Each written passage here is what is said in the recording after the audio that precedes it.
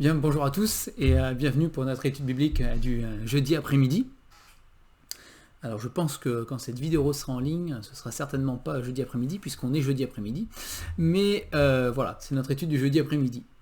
Et en attendant de pouvoir de nouveau se réunir, et voilà, on continue pour l'instant à les faire voilà, sous ce format. Et voilà, ça permet à plusieurs aussi de pouvoir participer à cette étude. Et je m'en réjouis vraiment, voilà, que le Seigneur puisse bénir abondamment sa parole et ce qu'on peut recevoir de lui à travers ses études. Je rappelle que nous sommes dans le deuxième livre des rois et que après avoir vu la vie du prophète Élie, maintenant on regarde ensemble la vie du prophète Élisée. Et voilà, on va prier avant de continuer. Seigneur notre Dieu, nous te remercions pour les moments que tu nous donnes de mettre à part pour toi, pour ta parole. Tu sais combien c'est essentiel pour notre âme, Seigneur, combien nous avons besoin de toi et de recevoir de toi. Et nous prions, notre Dieu, que vraiment tu bénisses ces instants, que ça serve à te glorifier, Seigneur, et à nous encourager, à nous faire du bien. Nous te louons parce que tu es fidèle, Seigneur, pour agir, et voilà, conduis toutes choses. Au nom du Seigneur Jésus. Amen. Amen. Alors, voilà, je vous rappelle qu'on vient d'entamer un petit peu le ministère d'Élisée, que jeudi dernier on a vu que voilà, il se retrouve seul puisqu'Élie est enlevé par Dieu, et il se retrouve seul et puis il doit reprendre le flambeau. Il doit voilà, mener ses propres combats après, non pas seulement être juste derrière Élie et suivre, mais il est maintenant le prophète qui remplace Élie. Comme on l'avait vu, je le rappelle, c'est important, c'est un autre prophète, mais c'est le même Dieu. Et ce qui compte, ce n'est pas le prophète, c'est l'Éternel qui est derrière, c'est l'Esprit de Dieu qui agit en lui. Et c'est la raison, en partie, pour laquelle Élisée va reproduire dès le début le même miracle qu'Élie. On avait vu que le dernier miracle d'Élie, ce sera le même finalement que le premier miracle d'Élisée. C'est le serviteur a changé, mais c'est le même Dieu. C'est le même Dieu qui est là. Et puis donc on avait vu un petit peu cet épisode où Élie se retrouve avec les fils des prophètes qui étaient à Jéricho, qui veulent absolument aller chercher Élie. On avait vu ça. Et puis Élisée qui leur dit mais non, ça sert à rien, mais ils insistent et puis ils les laissent aller. Et puis ils reviennent en disant on l'a pas trouvé. Donc en attendant, Élisée était à Jéricho. Et on va lire ensemble donc 2 Rois. Donc 2 Rois, chapitre 2, et les versets 19 à 25. Voilà, 19 à 25. On verra que ça aujourd'hui. Donc, les gens, donc 2 Rois 2, 19. Les gens de la ville dirent à Élisée, « Voici, le séjour de la ville est bonne, comme le voit mon Seigneur, mais les eaux sont mauvaises et le pays est stérile. » Il dit, « Apportez-moi un plat neuf et mettez-y du sel. » Et ils le lui apportèrent. Il alla vers la source des eaux, et il y jeta du sel, et dit, « Ainsi parle l'Éternel, j'assainis ces eaux. Il n'en proviendra plus ni mort, ni stérilité. » Et les eaux furent assainies jusqu'à ce jour, selon la parole qu'Élisée avait prononcée. Il monta de là à Béthel, et, comme il cheminait à la montée, des adolescents sortirent de la ville et se moquèrent de lui. Ils lui disaient « Monte chauve, monte chauve !» Il se retourna pour les regarder, et il les maudit au nom de l'Éternel. Alors, 2 ours sortirent de la forêt et déchirèrent 42 de ces adolescents. De là, il alla sur la montagne du Carmel, d'où il retourna à Samarie. Alors, on se retrouve face à 2 épisodes de la vie d'Élisée, quelque peu, on va dire, qui nous rendent perplexes, qui peuvent nous rendre perplexes. D'un côté, cette poignée de sel dans ce plat neuf, jetée dans une source d'eau, la source des eaux, pour assainir les eaux de la ville de Jéricho. D'un autre côté, ces adolescents qui se moquent d'Élisée et qui reçoivent pour salaire d'être déchirés par 2 ours qui sortent de la forêt. Bon, c'est assez particulier, n'est-ce pas, hein, comme récit. Et au-delà de ce qui se passe concrètement dans ces deux villes, on le verra, il y a quand même quelque chose de vraiment intéressant à relever, de profond même à relever derrière ces épisodes. Mais d'abord, voilà, donc Élisée est à Jéricho, et les gens de la ville de Jéricho font remarquer à Élisée que, finalement, le séjour dans cette ville, il est agréable, n'est-ce pas? C'est ce qu'ils lui disent, hein. Regarde, le séjour de la ville est bon, verset 19, hein, comme le voit mon Seigneur. Mais ils avaient un souci, et un souci qui n'est pas un petit souci, ils avaient un souci de taille dans cette ville de Jéricho. C'est que les eaux étaient mauvaises, et que du coup, le pays était stérile.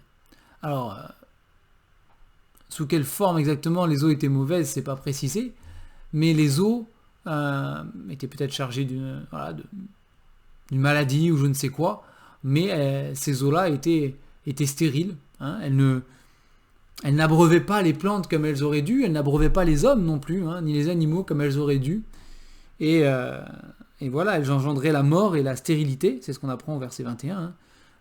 Donc la stérilité dans le sens où le sol ne faisait rien pousser, cette eau n'était pas une bonne eau pour le sol, hein, ni pour les animaux. Alors, ce qui est intéressant ici, c'est que on est à Jéricho. On est à Jéricho. Jéricho, c'est la ville maudite. Hein, on l'a déjà vu dans ces études du jeudi. C'est la ville maudite. Jéricho, c'est la ville que le peuple d'Israël, sous Josué, dans la conquête du pays, c'est la première ville que Dieu a fait tomber devant le peuple d'Israël. C'était une ville avec des murailles immenses. C'était une ville qui symbolisait la puissance militaire et toute la force dont disposaient les Cananéens, peuple païen, qui étaient là. Et Jéricho, c'est la ville que Dieu a détruite. C'est la ville que Dieu a renversée, n'est-ce pas, de manière miraculeuse. Et en même temps, c'est la ville que Dieu a maudite. Si vous vous rappelez, sous Josué, quand Jéricho est tombé, Josué a prononcé, de la part de Dieu, une malédiction sur la ville de Jéricho, comme quoi elle ne devait jamais être rebâtie, sous peine d'être maudite et d'avoir notamment au prix du premier-né de celui qui reposera les fondements de Jéricho. Et puis nous avons vu, du temps d'Akab et d'Élie, que Hiel de Béthel a rebâti Jéricho. Il a relevé la ville maudite, la ville détruite par l'Éternel, la ville qui ne devait pas être rebâtie, clairement. Il l'a rebâtie. Une provocation de plus envers l'Éternel, sans aucun doute, mais voilà, il rebâtit Jéricho. Mais toute la puissance humaine, toute la force humaine, toute la volonté humaine, toute la sagesse humaine et l'intelligence des hommes ne peut rien, absolument rien, face à la parole de Dieu. Rien face à la malédiction de Dieu. Et ici, Jéricho, c'est la ville maudite, maudite par la parole de Dieu, sous le jugement de Dieu. Et l'homme peut faire ce qu'il veut, il peut la rebâtir, il peut s'insurger contre Dieu, il peut essayer de changer ce destin. Il n'en a pas les capacités. Il n'en a pas la capacité. La ville reste maudite. Et c'est pas écrit dans le texte, on ne sait pas ce qu'ils ont essayé pour assainir ces eaux, mais sans aucun doute, ils ont essayé des choses. Je rappelle que Jéricho, c'est pas loin de Béthel, justement. Après, il est dit qu'il monte à Béthel, on va y revenir après, mais à Béthel, si vous vous souvenez, Béthel était devenu un lieu d'idolâtrie, un lieu où il y avait un veau d'or que les Israélites allaient adorer dans leur rébellion contre Dieu, dans leur rejet de Dieu. Voilà, ils pratiquaient ces choses-là. Et donc, sans aucun doute, les habitants de Jéricho étaient allés plusieurs fois à Béthel faire des sacrifices à ce veau d'or pour que les eaux deviennent saines. Mais de la même manière que les prophètes de Baal criaient à Baal et qu'ils n'écoutaient pas et qu'ils n'intervenaient pas, de la même manière, Dieu n'a pas permis qu'il se passe quoi que ce soit en invoquant le veau d'or, sans aucun doute, hein, parce qu'il avait prévu qu'Élisée soit là. Et il avait prévu autre chose, pour montrer que c'est lui le vrai Dieu. Alors voilà, les eaux sont mauvaises, et c'est normal, parce que voilà, c'est quand Dieu maudit, c'est maudit.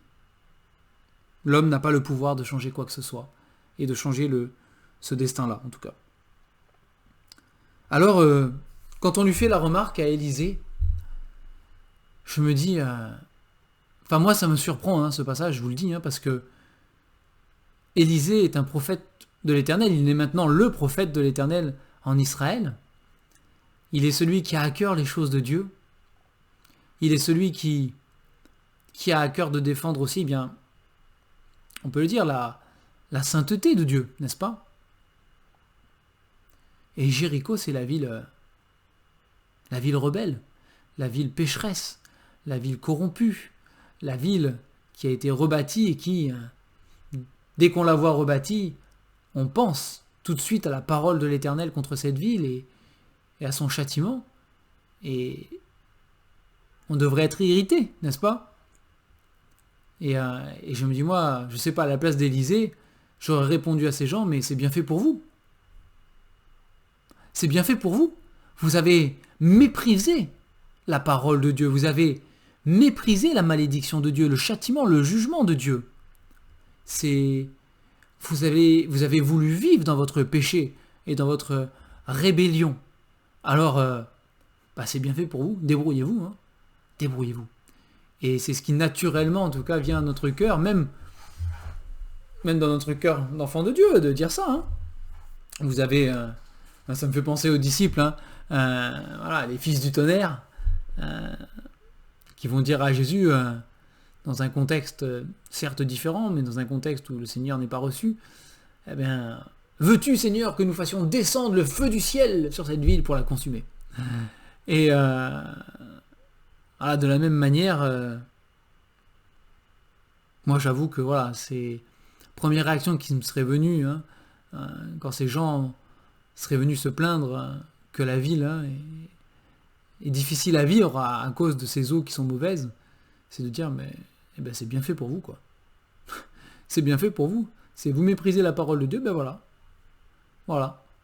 Et c'est pas du tout la manière dont Élisée a réagi ici, c'est pas la manière dont il a été conduit par le Seigneur à réagir.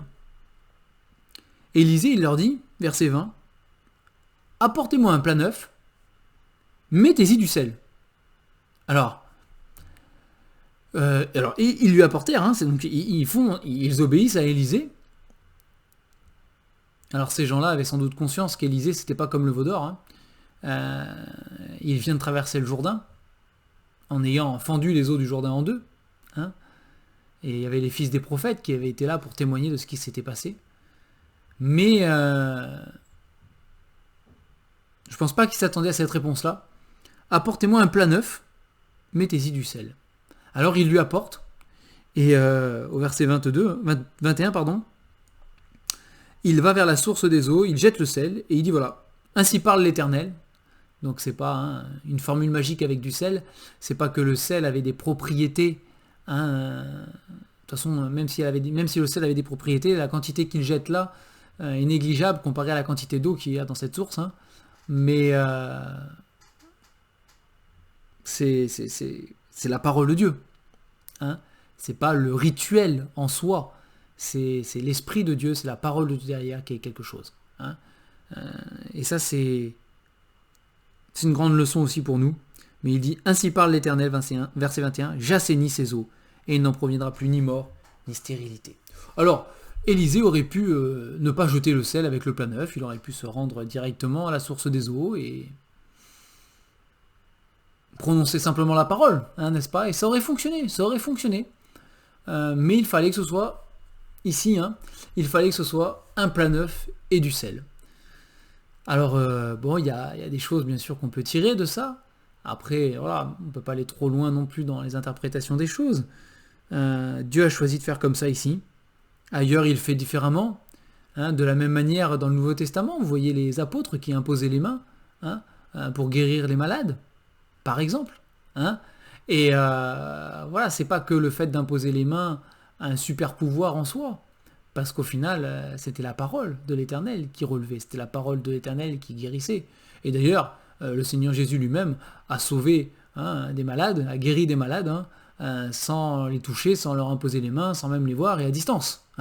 Voilà, donc mais voilà, de la même manière que imposer les mains pour les apôtres avait une signification, symbolisait quelque chose, une compassion, un partage de la souffrance, une association avec la personne de quelque chose. Et puis voilà, c'était dans ce sens-là, et que ça n'avait pas, encore une fois, de pouvoir magique, n'est-ce pas?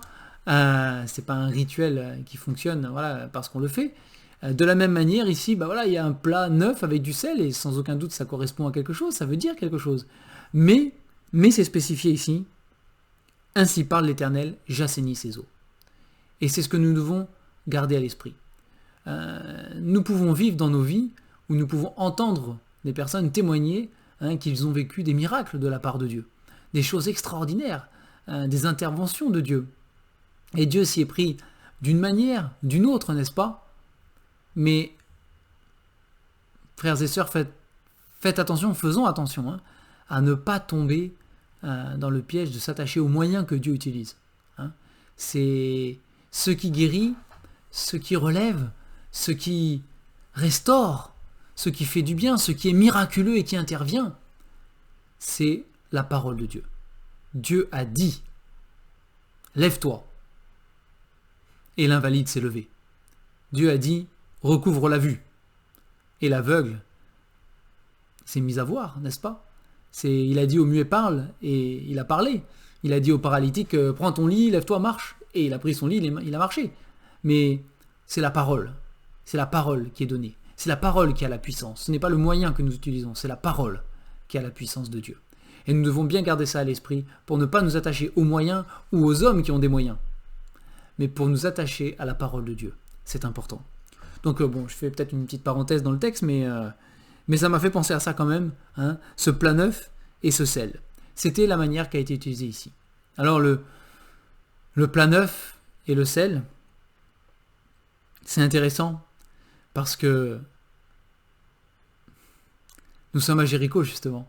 Ça serait peut-être moins intéressant ailleurs, mais c'est intéressant parce que nous sommes à Jéricho. Jéricho, la ville maudite. Jéricho, la ville pécheresse, la ville corrompue, la ville de rébellion, la ville ennemie de Dieu. Mais on peut y apporter un plat neuf. On peut changer cela. Ce n'est pas irrévocable en fait.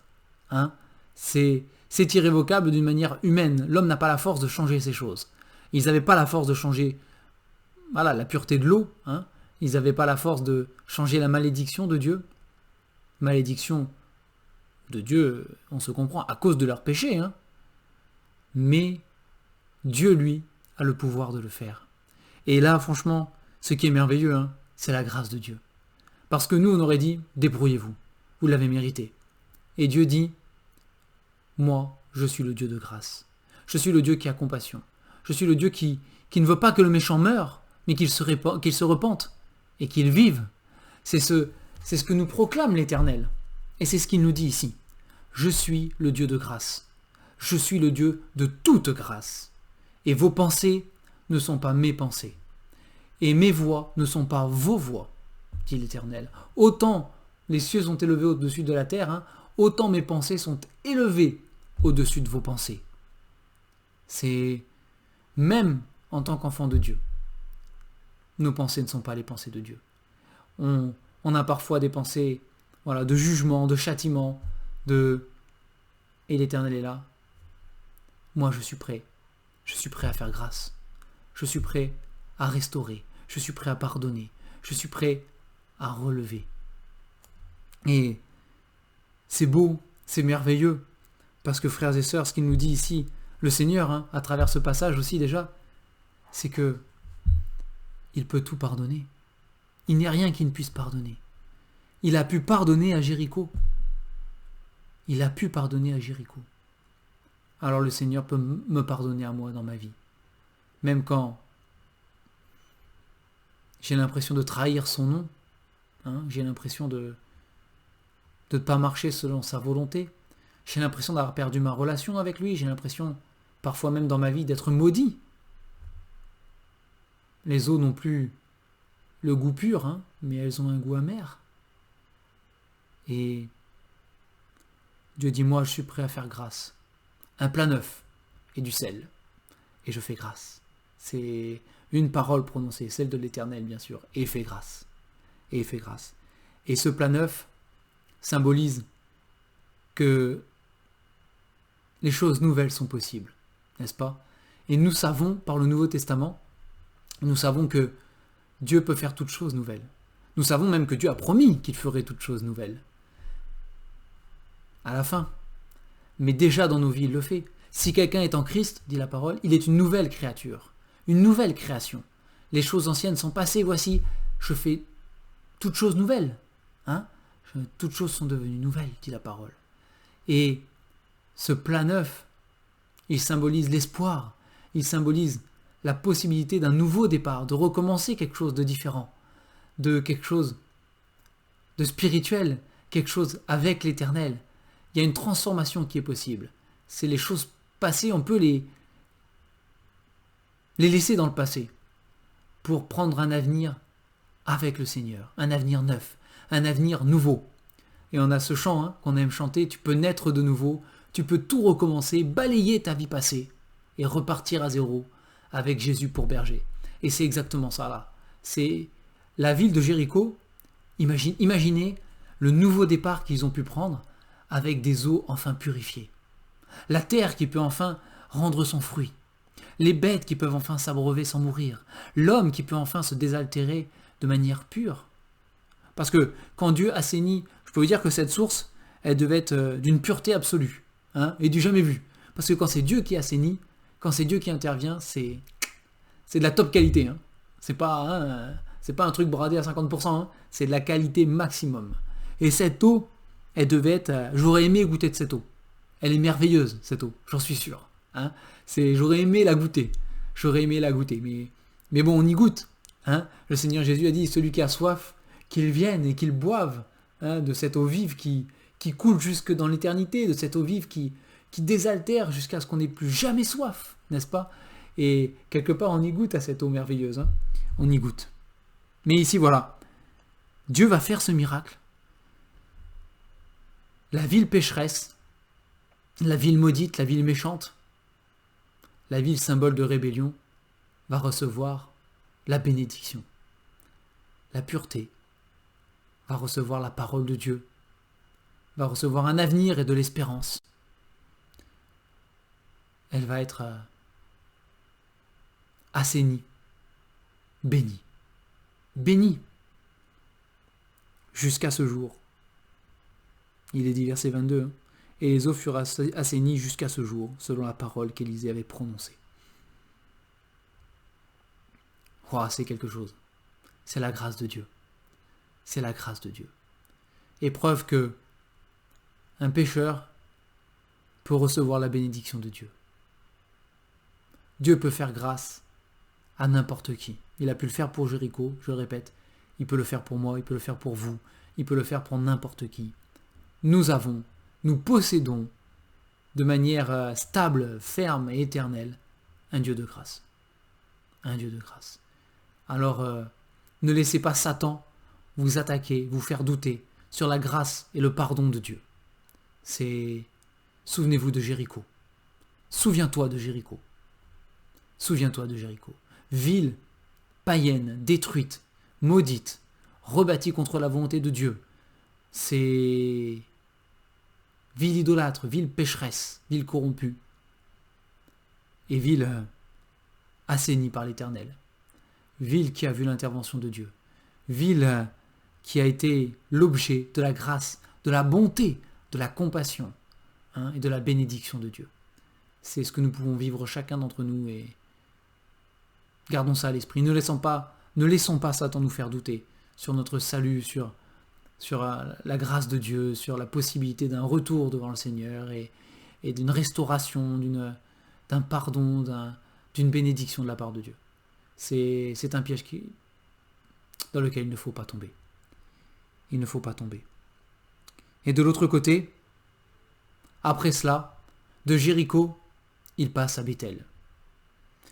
Et donc il monte à Béthel, et comme il cheminait à la montée, vous avez des adolescents qui sortent de la ville. Alors ce passage me semble tout à fait irréaliste, mais c'est la vérité, la parole le dit, c'est ce qui s'est passé. Et vous avez des ados, ce sont des... C'est un terme qui veut dire petit enfant, garçon, mais pas dans le sens petit enfant, quoi. Ce sont des ados, d'accord? Ce sont des jeunes adultes, des ados. Donc, c'est pas un mot qui désigne un âge particulier. Par exemple, dans les environs de 17 ans pour Joseph, c'est aussi le mot qui est utilisé pour Joseph, d'accord? Quand il avait 17 ans par là. Donc, vous voyez, c'est pas non plus... il ne s'agit pas d'enfants de 10 ans, là. Ce sont des jeunes adultes, des ados, qui sont tout à fait conscients de ce qu'ils sont en train de faire. En tout cas, certains, dans la foule d'ados qu'il y a là, oui. Et qui se moquent de lui. Voilà, ils se moquent d'Élisée, monte chauve. Alors, peut-être qu'on apprend là qu'Élisée était chauve. Voilà. Et moi, je me dis... il y a plusieurs choses qui me choquent dans ce passage. Bon, bien sûr, il y a les ours qui déchirent les ados. C'est choquant. Mais moi, ce qui me choque, je ne sais pas si vous l'avez remarqué quand vous l'avez lu ou dans vos lectures, c'est le nombre d'ados. Je veux dire, c'est pas genre 10 ados qui traînaient par là. Il est dit que les ours, ils ont déchiré, verset 24, ils ont déchiré 42 de ces adolescents. Ça veut dire qu'il y en avait plus que 42. Alors là, franchement, je suis perplexe. Je vous avoue, je suis perplexe sur la situation. Plus de 42. Peut-être 50, peut-être 60. Admettons qu'il y en avait 60. Je pense qu'on n'est pas trop loin de toute façon de la vérité. Il y en a 42 parmi eux, donc il y en a forcément qui ont réussi à s'enfuir quand même. 42 parmi eux, on va dire au moins 60. Alors là, franchement, faut m'expliquer,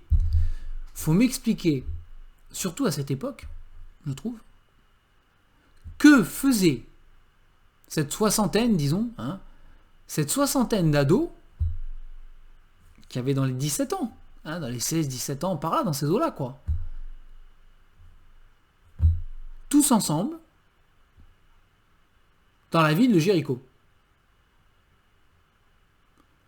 Vous le savez sans doute, mais à cette époque-là, un ado de 17 ans, il travaillait déjà.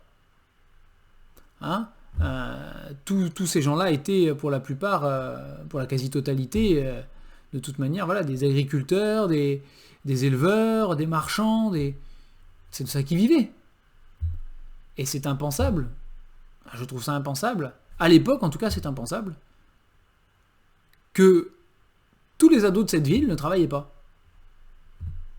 Qu'est-ce qu'ils faisaient tous réunis à traîner là? C'est le cas de le dire, Qu'est-ce qu'ils faisaient là à traîner, quoi? Ensemble? Je veux dire... je sais pas vous. Moi, personnellement, je n'ai pas la réponse à cette question, mais ça me rend perplexe. Qu'est-ce qu'ils faisaient là tous ensemble? Une chose est sûre, ils n'étaient pas au champ avec leurs parents à travailler. Et peut-être que le problème, il est là, d'ailleurs. Ils étaient sans doute pas à l'endroit où ils auraient dû être à la base. Mais non. Ils étaient ensemble. Et ils étaient ensemble pour le péché. Ils étaient ensemble pour le mal. La parole nous dit, les mauvaises compagnies corrompent les bonnes mœurs. Et peut-être que parmi cette soixantaine d'adolescents, tous n'étaient pas mauvais. Tous n'avaient pas forcément le désir d'être des moqueurs ou des méchants. Mais sans aucun doute, l'effet de foule a entraîné les autres. Peut-être le peu qui n'étaient pas dans cet état d'esprit de base ont été complètement entraînés par les autres. Ils sont tombés dans ce péché-là. Mais ils se sont retrouvés, cette soixantaine d'ados, donc derrière Élie, donc ils sont descendus, il est dit, donc lui il chemine à la montée puisqu'il va vers Béthel. Il y a des adolescents qui sont sortis de la ville, ils l'ont sans doute entouré, ils se sont moqués de lui, et lui il a continué à avancer, alors ils l'ont suivi par derrière, et ils se sont mis à crier, monte chauve, et à se moquer de lui. Donc je pense que quand il a dit qu'ils se moquèrent de lui et qu'il lui disait monte chauve, c'est un résumé que nous fait le texte, hein, ici, de la parole de Dieu. Mais je pense pas que c'était...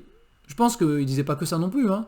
Il devait vraiment se moquer de lui, et j'imagine qu'il devait rivaliser de moqueries, de jeux de mots, sans doute, hein, par rapport à peut-être voilà, son manque de cheveux, son déficit capillaire. Mais le gars était chauve, quoi. C'est pas... Voilà. Mais c'est la méchanceté, c'est la moquerie. Hein, c'est la moquerie. Et je voudrais en profiter, je sais pas quels seront l'âge de mes auditeurs, mais de mes téléspectateurs, c'est en visio.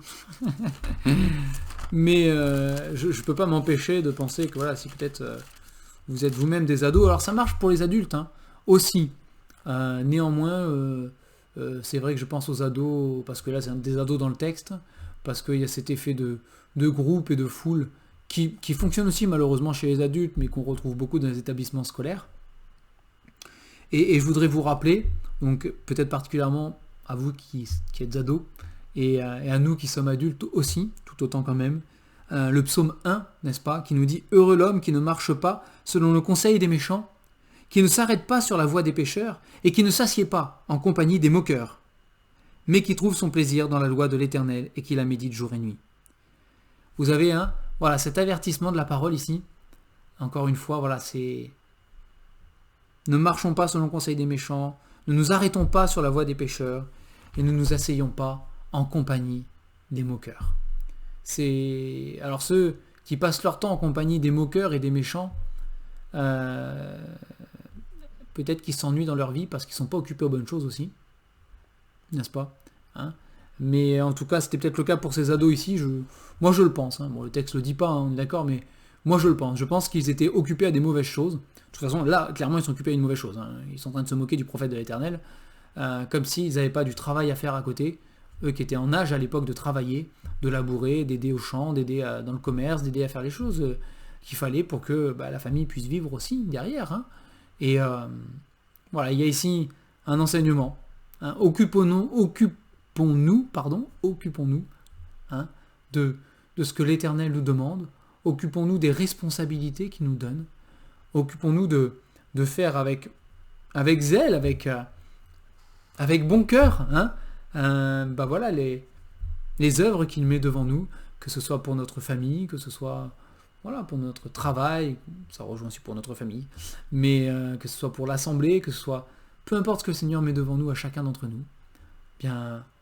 Voilà, prenons à cœur l'ouvrage hein, que le Seigneur nous demande à chacun d'accomplir et ne flânons pas, ne traînons pas en compagnie de ceux qui sont des moqueurs. Parce qu'on va se retrouver dans des situations comme ça, hein, au sein d'une foule, portée par quelque chose, et on se retrouve dans des situations qui déshonorent le Seigneur, qui méprisent le Seigneur, qui se moquent de Dieu même. Hein. Et donc voilà, vous avez ces adolescents là, ces ados, et donc Élisée, en train de monter à Bethel, il se retourne, et il les maudit, au nom de l'Éternel. Alors on ne sait pas exactement ce qu'il a dit, peut-être qu'il a juste dit, mais soyez maudits au nom de l'Éternel, vous qui vous moquez de Dieu. Peut-être, hein. Peut-être. Mais il les a maudits. Et alors, 2 ours sont sortis de la forêt, ont attaqué ces ados, et en ont, il est dit, déchiré 42. Alors, j'ai lu que le terme déchiré ici ne signifiait pas nécessairement tuer. D'accord ? Alors ça n'adoucit pas le châtiment de Dieu, hein, de toute manière. Et sans aucun doute, il y en a qui sont morts parmi ces 42 ici. Hein. Mais ça ne veut pas forcément dire qu'ils sont tous morts. Ils ont été déchirés, ils ont été blessés, ils ont été grièvement blessés. Et sans aucun doute, certains sont morts aussi. Hein. Et après, donc, il est dit que voilà, de là, il alla sur la montagne du Carmel, d'où il retourna à Samarie. Là, on va pas s'étendre là-dessus. Mais encore une fois, je l'ai dit, et je le répète, parce que c'est la parole de Dieu qui le dit, et c'est pas moi, hein, on ne se moque pas de Dieu.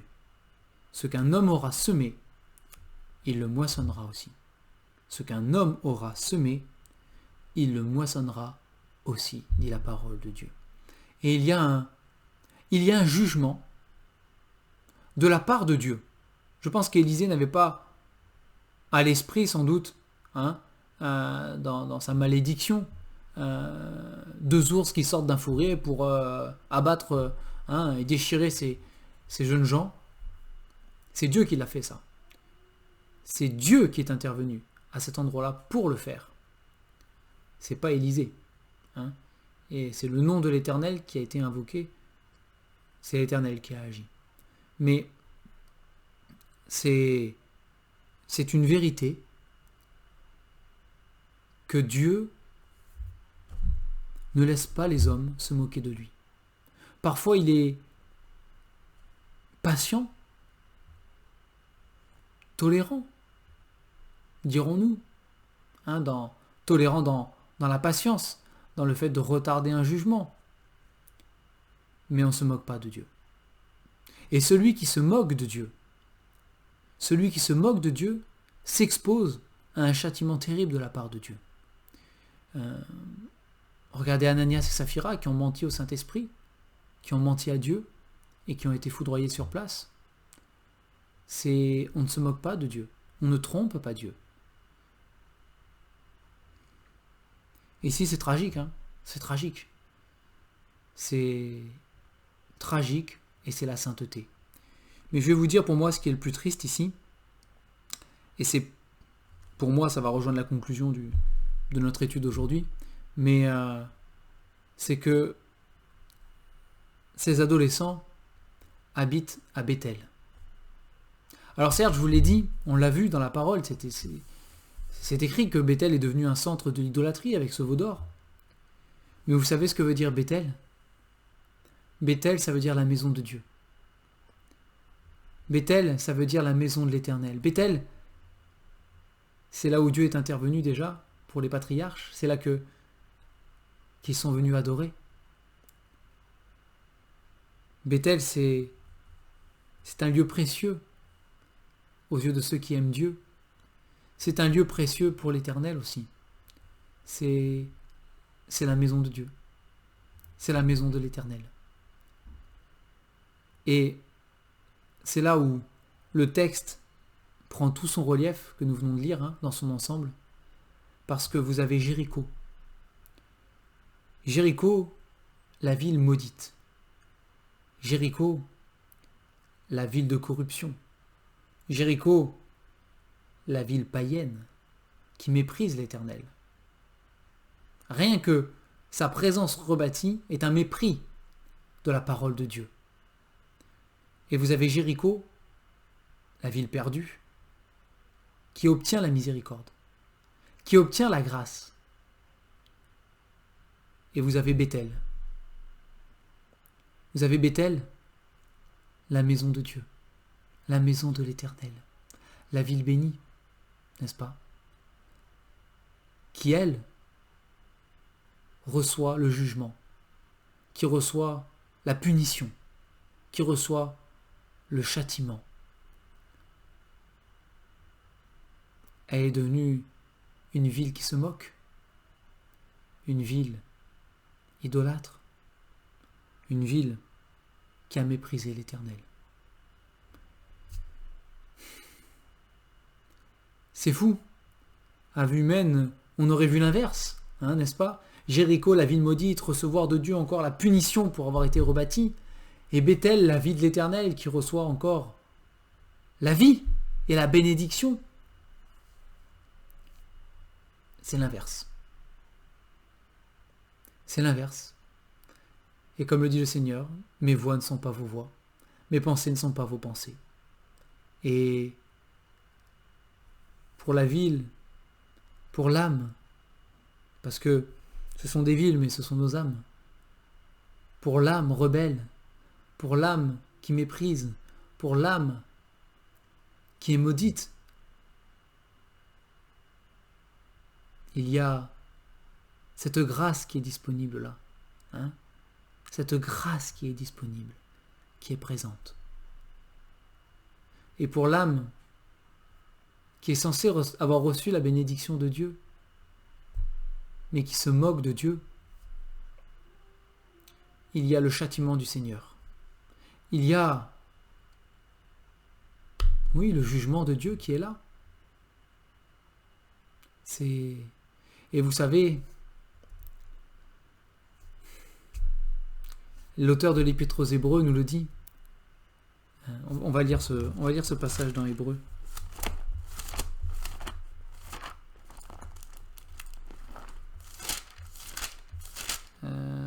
Là, le temps que je le trouve. Tac. Hébreux 12, à partir du verset 5. Et vous avez oublié l'exhortation qui vous est adressée comme à des fils. Mon fils, ne méprise pas le châtiment du Seigneur et ne perds pas courage lorsqu'il te reprend. Car le Seigneur châtie celui qu'il aime, et il frappe de la verge tous ceux qu'il reconnaît pour ses fils. Supportez le châtiment, c'est comme des fils que Dieu vous traite. Car quel est le fils qu'un père ne châtie pas? Mais si vous êtes exempt du châtiment auquel tous ont part, vous êtes donc des enfants illégitimes, et non des fils. D'ailleurs, puisque nos pères, selon la chair, nous ont châtiés, et que nous les avons respectés, ne devons-nous pas bien, à plus forte raison, nous soumettre au Père des esprits, pour avoir la vie? Nos pères nous châtiaient pour un peu de jours, comme ils le trouvaient bon, mais Dieu nous châtie pour notre bien, afin que nous participions à sa sainteté. Il est vrai que tout châtiment semble d'abord un sujet de tristesse et non de joie, mais il produit plus tard pour ceux qui ont été ainsi exercés un fruit paisible de justice. Bon, on va pas lire tout Hébreu, on pourrait lire tout Hébreu, parce que c'est magnifique. Mais voilà, nous devons être conscients des deux aspects qu'il y a ici, des deux caractères du Seigneur.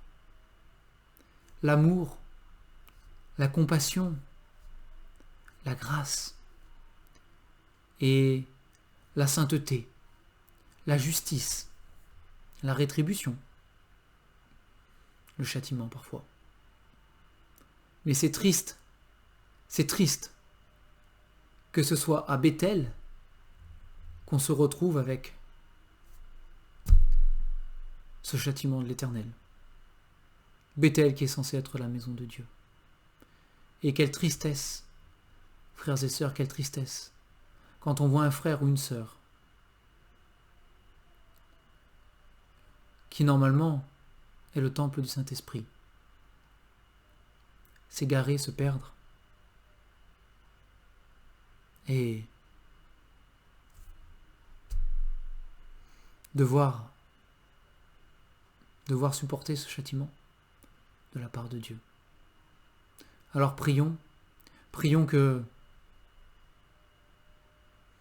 pour nos Jéricho, le Seigneur puisse bénir là où il y a malédiction.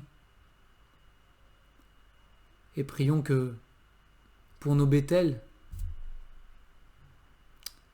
le Seigneur garde de s'asseoir avec les moqueurs, avec les pécheurs, avec les méchants, de marcher dans leur voie et selon leurs pensées. Vraiment que le Seigneur nous garde de ça et qu'il nous affermisse et qu'il nous fasse du bien. Et nous allons prier pour terminer cette étude. Seigneur notre Dieu, nous te rendons grâce, nous te bénissons parce que tu es fidèle. Nous te louons, Seigneur, parce que tu es un Dieu parfait, un Dieu équilibré, un Dieu qui agit exactement pile et parfaitement comme il le faut, un Dieu qui est merveilleux, un Dieu qui est grand, un Dieu qui est, oui, le Dieu vraiment parfait. Alors, Seigneur, sois béni. Nous te prions de nous garder, de nous aider, de nous protéger. Seigneur, nous te prions pour ceux de tes enfants qui, au lieu d'être des Bethel, s'égarent, que tu les ramènes à toi, que tu les délivres, que tu les ramènes vraiment près de toi, Seigneur. C'est notre prière. Et nous prions pour ceux qui sont des Jéricho autour de nous, ceux qui vivent des vies qui ressemblent à une malédiction, pour que nous sachions, Seigneur, apporter du sel dans leur vie par ta parole, et pouvoir ainsi apporter la bonne nouvelle, de Jésus-Christ. Sois béni notre Dieu. Au nom du Seigneur Jésus. Amen. Amen. Voilà, cette étude est terminée. Et voilà, que le Seigneur vous garde, qu'il vous bénisse, qu'il vous encourage, qu'il vous fortifie, et qu'on puisse continuer ensemble à combattre le bon combat de la foi. Amen.